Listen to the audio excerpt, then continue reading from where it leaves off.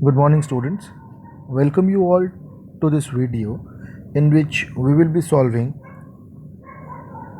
Directorate of Education worksheet for class 9th of date 10 अगस्त। तो बच्चों, जैसा कि आपको पता है, आपको रोज़ एक वर्कशीट मिलती है जिसके अंदर 3 पार्ट्स होते हैं या 2 पार्ट्स होते हैं। आज की आपकी जो पहली वर्कशीट है वो मैथमेटिक्स की है। हम इस एक वीडियो में सारी वर्कशीट्स के सॉल्यूशंस देखेंगे, सबका सॉल्यूशन देखेंगे और सबको देखेंगे कि किस किस वर्कशीट में किस किस का क्या क्या आंसर आएगा। तो शुरू करते हैं बिना टाइम वेस्ट करे। आज की जो आपकी पहली वर्कशीट है वो बेटा मैथ्स की, और मैथ्स की वर्कशीट में आपको पिछली बार के कंटिन्यूएशन में मैथ्स का चैप्टर 3 चल रहा है आपका, लीनियर इक्वेशन इन 2 वेरिएबल्स। जैसा कि आपको मैंने समझाया था लास्ट क्लास में कि 2 वेरिएबल्स का मतलब होता है एक x और एक y। तो शुरू करते हैं। Children, you know that linear equation in one variable has a unique solution. Unique solution का मतलब होता है कि उसका एक ही solution होता है। Today let's learn about linear equation in 2 variables. तो पिछली बार जो हमने पढ़ा था वो पढ़ा था linear equation in 2 variables। आज 1 variable, आज पिछली बार 1 वाला पढ़ा था, आज 2 वाला पढ़ रहे हैं।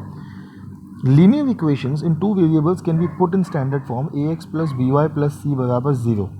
तो ax plus b y plus c equals to 0, इस फॉर्म में हम इक्वेशन को रिप्रेजेंट करते हैं where a, b and c are real numbers and a and b both are non zero.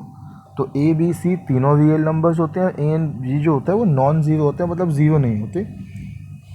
Now let's learn about the solution of linear equation in 2 variables. इसका solution कैसे निकालते हैं? Solution of linear equation in 2 variables means a pair of x and y which when put in given equation LHS becomes equal to RHS। मतलब आपको उसको solve करना पड़ता है, जिसमें LHS और RHS को आप सॉल्व करके और सेपरेटली सॉल्व करते हैं और फिर आंसर निकालते हैं।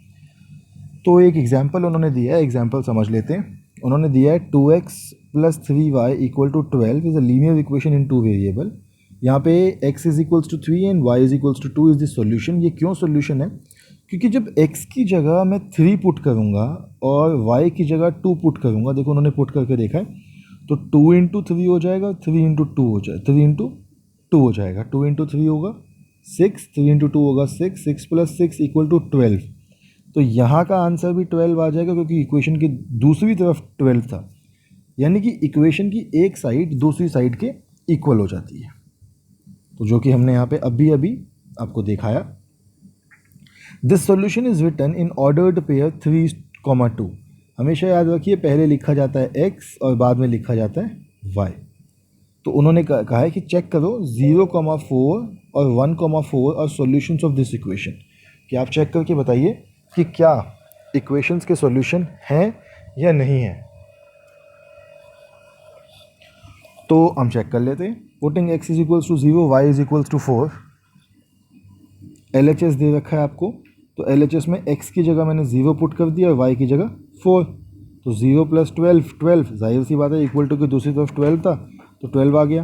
अब x is equals to 1, y is equals to 4, x is equals to 1, 2, y is equals to 4, 4 3 ज़ा 12, 14। अब देखो यहाँ 14 आ गया, यहाँ 12, यानी कि ये जो दूसरा वाला है x इज इक्वल्स टू 1 और y इज इक्वल्स टू 4, ये इसका सॉल्यूशन नहीं है। आगे बढ़ते हैं। अब वो कहता है कि by putting the value of x of our choice also we can find out y। हम अपनी मर्जी का x डाल के y निकाल सकते हैं। कैसे?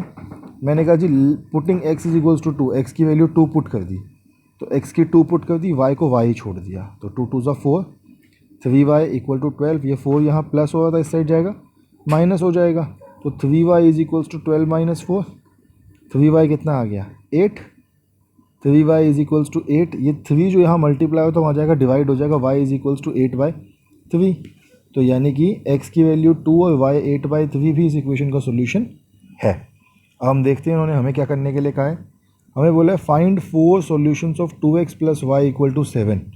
तो मैंने कहा जी 2x plus y equal to 7 है, पहले x को 0 पुट कर लेता हूँ, तो 2 0 plus y is equals to 7, y is equals to 7 आ गया, x 0 y 7। फिर 2x plus y is equals to 7, अब मैंने y 0 ले लिया, मैं किसी को भी 0 लेट कर सकता हूँ, तो 2x प्लस वाई की 0 इक्वल टू 7, x आ गया 7/2, x 7/2, y 0। अब मैंने x को 1 लेट किया, तो 2 1 plus y is equals to 7, तो y की वैल्यू आ गई 5। x is equals to 1, y is equals to 5। चौथा मैंने x को 2 लेट किया तो 2 2 ज़ा 4 plus y is equals to 7। 4 यहाँ प्लस का था, इस तरफ गया माइनस का, y is equals to 7 minus 4, y आ गया 3, x 2 y 3। और इनको मैंने एक बॉक्स में पुट कर दिया, x 0, फिर x 7/2, फिर x 1 और फिर x 2।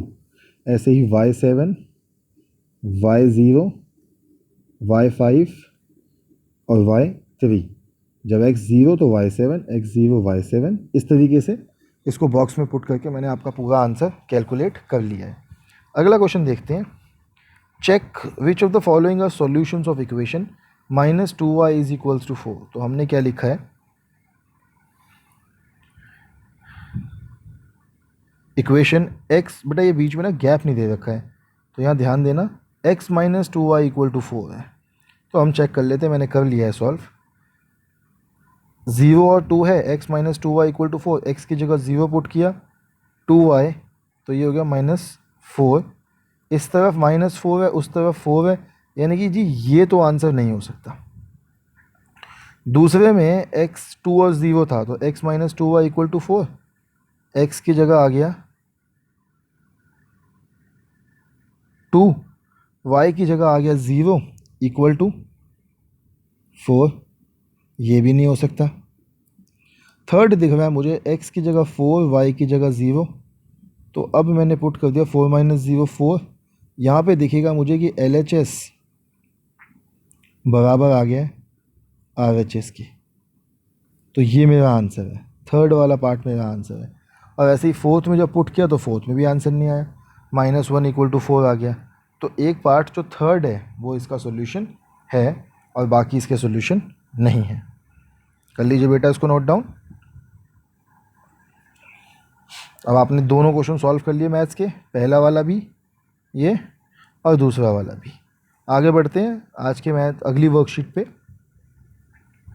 अगली वर्कशीट है साइंस की, एटम्स एंड मॉलिक्यूल्स चल रहा था, आज का टॉपिक है एटॉमिसिटी एंड मॉलिक्यूलर मास। तो पहला क्वेश्चन है आज का जो है कि अगर मैं जिज्ञासा दीदी और ज्ञान को साइड कर दूं तो क्वेश्चन है व्हाट इज़ एटॉमिसिटी। तो एटॉमिसिटी होता क्या है, the total number of atoms present in a molecule of element compound और matter is known as atomicity of that molecule. बहुत सिंपल शब्दों में अगर मैं आपको कहूँ कि एटॉमिसिटी का मतलब क्या होता है, सपोज़ लिखा है O2, तो मुझे देख के पता लगा कि O के नीचे 2 लिखी है तो इसके अंदर 2 एटम्स हैं। अगर लिखा है जी H2O तो H के नीचे 2 लिखी हैं 2, और O के नीचे कुछ नहीं लिखा मतलब 1, इसका मतलब इसके 3 एटम्स हैं। तो इसकी एटॉमिसिटी हो गई 3 और इसकी एटॉमिसिटी हो गई 2। ये इन्होंने हमें बताया है। Each molecule of oxygen gas is composed of 2 oxygen atoms, hence its atomicity is diatomic. Water molecule is composed of 2 hydrogen and 2 oxygen atoms, hence its atomicity is 3 and we can call it triatomic. तो आगे बढ़ते हैं कि how do scientists calculate the ratio of number of different atoms present in compound and molecular mass of a compound. तो molecular mass और atomic mass का ratio कैसे निकालते हैं? तो they predict the ratio by number of different atoms by comparing the mass of each element present to the molecular mass of atomic masses. जैसे carbon dioxide में ratio है 1:2। 1:2 क्यों? एक कार्बन के लिए 2 ऑक्सीजन है, 1:2। मास का रेशियो, कार्बन डाइऑक्साइड में मास का रेशियो 3:8 है। एटॉमिक मास का रेशियो जो है वो 3:4 है। और ऐसे ही जो रेशियो उन्होंने निकाला, एटॉमिक नंबर का रेशियो निकाला, वो 1:2 है, एक कार्बन के लिए 2 नंबर ऑफ एटम्स के बेसिस पे। ठीक है बेटा, तो मास का रेशियो और एटॉमिक मास का रेशियो 3:8, 3:4। आगे बढ़ते हैं molecular mass. The molecular mass of a substance is the sum of atomic mass of all atoms present in the molecule of atom. तो एटॉमिक मास अलग अलग दे रखे हैं, इसके बेसिस पे उन्होंने निकाला है molecular mass. The molecular mass CO2 का कैसे निकलेगा, C एक है plus atomic mass of oxygen, oxygen 2 है तो 12 + 2 × 16। मैं इसको निकालने का अगर सिंपल तरीका आपको बताऊं तो यहाँ लिखा है CO2। देखो कैसे निकालेंगे, CO2 is equals to carbon कितना है, 1 है, प्लस ऑक्सीजन कितने हैं, 2 हैं, तो 2 ब्रैकेट के अंदर ऑक्सीजन, कार्बन का 12 + 2 ऑक्सीजन का 16। यहाँ से सीधे सीधे निकल जाएगा आपका, ये हो जाएगा 12 + 32 यानी कि 44। ये निकालने का तरीका सिंपल होता है थोड़ा सा। ऐसे ही उन्होंने वाटर का निकाला है 18, अमोनियम क्लोराइड का निकाला है 53.5, सोडियम क्लोराइड का 58.5। अब उनने कुछ क्वेश्चंस हमको कहे हैं। क्वेश्चंस हैं, पहला क्वेश्चन है what is atomicity, calculate the atomicity of CuSO4 HCl PbNO3 whole twice. तो मैंने इनको सॉल्व कर रखा है, चेक कर लेते हैं। एटॉमिसिटी का आंसर है the total number of atoms present in a molecule और एलिमेंट कंपाउंड और matter is known as atomicity of that molecule. अब CuSO4 की एटॉमिसिटी निकाली 6, क्योंकि एक कॉपर है, एक सल्फर है, 4 ऑक्सीजन है।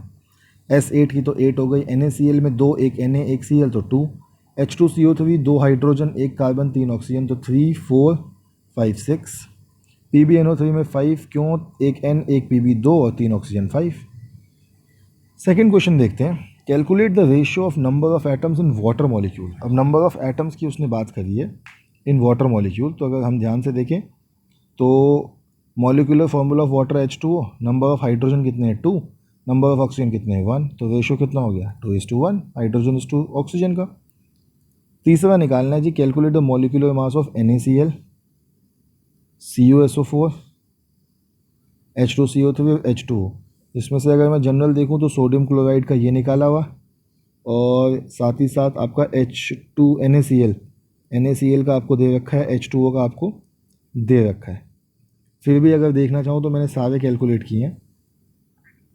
ये रहा पहला आपका NaCl का, Na का होता है 23 और Cl का होता है 35.5, ये हो गया 58.5। H2CO3 में H का हो गया 1, 2 H थे तो multiply by 2 plus C plus O3, तो O3 हो गया ये 62 ग्राम।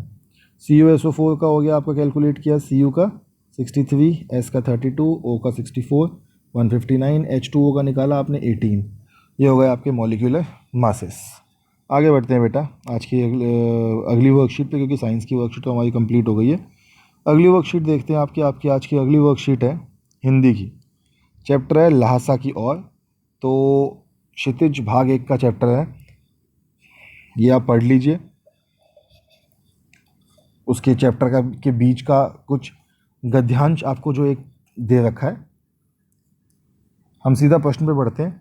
पहला प्रश्न था, इसके अंदर एक प्रश्न था कि भिक्षु को कहाँ और क्यों भेजा जाता था। तो अगर पढ़ ही लेते हैं, पढ़ रहे हैं तो तिब्बत की ज़मीन छोटे छोटे जगीरदारों में बटी थी। इन जगीरों का बड़ा हिस्सा मठों के हाथ में था। अपनी अपनी जागीर में हर जमींदार कुछ खेती करता, उसके लिए मजदूर उसे बेगार मिलते थे। खेती का इंतज़ाम देखने के लिए वहाँ कोई भिक्षु भेजा जाता था, जो जागीर के आदमियों के लिए राजा से कम नहीं होता था। शेखर की खेती के मुखिया भिक्षु निमसे लेखक से बड़े प्रेम करते थे। वे बड़े भद्र पुरुष थे, हालांकि ऐसा नहीं था कि उन्हें कुछ भी ख्याल करना चाहिए। यहाँ एक अच्छा मंदिर था जिसमें कंजूर बद्दुवचन अनुवाद की हस्तलिखित 103 पेथियाँ रखी हुई थी। लेखक का आसन भी वहीं लगा। वे बड़े मोटे कागज पर अच्छे अक्षरों में लिखी हुई थी। एक एक पोथी 15-15 सेर से कम नहीं थी। सुमिति ने फिर आसपास अपने यजमानों के पास जाने के लिए पूछा। तब लेखक पुस्तक पढ़ने में मग्न था, इसलिए उसे जाने के लिए कह दिया। दूसरे दिन वे गए तो लेखक को लगा कि 2-3 लोग लगेंगे, किंतु उसी दिन दोपहर वापस लौट आए। टिडरी गांव वहाँ से बहुत दूर नहीं था। लेखक के नमसे से विदा ली और चल पड़े। तो बेटा भिक्षु कहाँ जाते थे, उनको क्यों भेजते थे? तो खेती का इंतजाम करने के लिए खेतों में कोई भिक्षु भेजे जाते थे, जो जागीर के आदमियों के लिए राजा से कम नहीं होते थे। नमसे कौन थे और कैसे व्यक्ति थे? तो नमसे शेखर की खेती का मुखिया भिक्षु था। वे बड़े भद्र पुरुष थे। वे लेखक से बहुत प्रेम से मिले। तीसरा प्रश्न है कि लेखक क्या करने के में मग्न हो गया। तो लेखक कंजू या बद्दुवचन अनुवाद की हस्तलिखित पुस्तकें पढ़ने में मग्न हो गए। मंदिर में क्या रखा हुआ था? मंदिर में कंजूर, जो कि बद्दुवचन अनुवाद की 103 हस्तलिखित पेथियाँ लिखी हुई थी। कंजूर किसे कहते हैं? कंजूर बद्दुजीवन अनुवाद की हस्तलिखित पोथियाँ अथवा पुस्तकों को कहते हैं। तो ये आपके पहला प्रश्न और दूसरा प्रश्न करके पॉज अपने आंसर्स लिख लो। ये आपका प्रश्न तीसरा, चौथा और पांचवा। चलिए बच्चों, आपसे मिलेंगे कल सुबह कल की वर्कशीट्स के साथ। तब तक के लिए stay healthy and stay safe.